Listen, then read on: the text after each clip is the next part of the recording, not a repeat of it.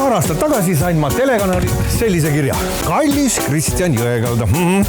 Teatame kahetsusega, et teie showd ei sobi meie kanalile.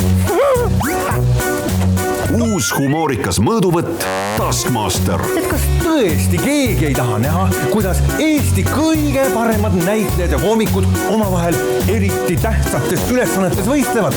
Ma küsin, Otse loomulikult tahavad ja just see meeleolukas mõõduvõtt staaride vahel juba 8. märtsil alguse saabki. Selle saate fenomen on see, me ei tantsi ja me ei laula. See on hoopis teistsugune saade. See on saade, kus kuulsad näitlejad ja koomikud mängivad väga tõsiselt lastemänge. Teleshow kuningaks, kes staare ohjeldama asub, on otse loomulikult Kristjan Jõekalda. Mulle väga see kuninga roll sobis, et mina olin tähtis, mina olin välja mõelnud ülesanded, mina kontrollisin, mina andsin punkte. Mina. See saade käib ainult minu ümber. Selle kevade suurim auhind, nimelt Honda HR-V täishübriid linnamaastur kuulub sellele, kes suudab seljatada 99 konkurenti saates parem kui 99. Saadet juhivad Grete Kuld ja Sam. Nii ärevus, põnevus ja ilmselgelt elevus, et telesaate debüüt ilmselgelt mul on siuke väike unistus olnud, et ma olen tahtnud oma saadet juhtida. Mängud on väga lõbusad, ütleme niimoodi, et mõni on täitsa idiootne, mõtled, et kes küll selle peale tuli, on näiteks vile.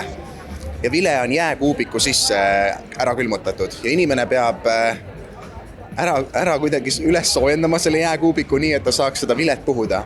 Ja ütleme nii, et see on nagu inimeste loovus on päris hea. Kevadkoristusest ei piisa selles saates osalejatel enam ammugi. Siin osalevad paarid hakkavad endale täiesti uut kodu looma. Viimistlus- ja sisustustööd tehes kehtib nagu ikka, et tulemus oleks ikka naabrist parem. No ei ole olnud ühtegi saadet, kui mingit pinget ei oleks ja pisaraid ja nuttu ja ennast nagu põhja vannutud on inimesed ikkagi saate jooksul, et nad siia üldse tulid ja vihastavad ja arvavad, et see oli nende elu kõige suurem viga, et nad andsid nõusolekuse saatesse tulla ja selle draamat on nagu kõvasti. Aga kui saade läbi on, siis nad kõik on öelnud, et kurat, see oli elu üks ägedamaid seiklusi. Aga saate ajal on draamat kõvasti ja seda ju inimestel meeldib vaadata. Nüüd lõpuks teed sai ka pääses löögile. Kohalikku vaadake, millise tango kuninganna endale haaranud koketeerivad daamid. Kahe kange jaoks ei ole maailmas kohta, mida nemad avastada ja läbi seigelda ei suuda. Nii pakkisidki nemad oma 7 asja ning suundusid sel korral valutama Argentiinat.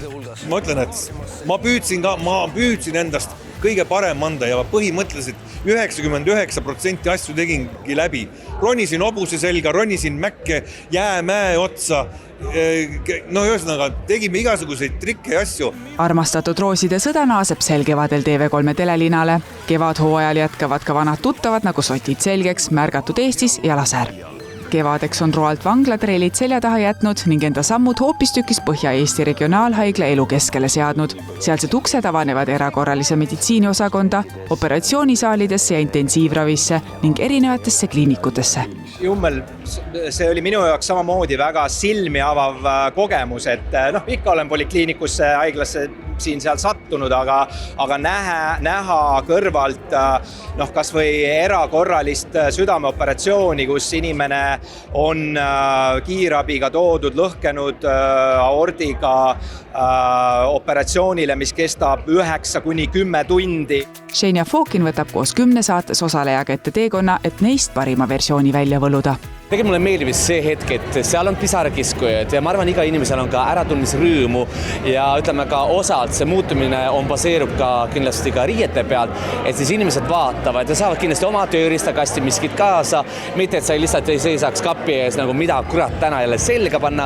Ja kui see on selge, mis täna selga panna, siis nüüd annab Kristjan ka viimased juhtnöörid, mida sel kevadel siis vaadata. No mida siis veel vaadata? Ma mõtlen, kui mitte seda, mida TV3 pakub. Sellised ägedad showd, vanad head tuttavad ja täiesti uued, nii et kuule, come on. Kui midagi oma vaba ajaga muud pole peale hakata, siis TV3 on see, mida tasub vaadata.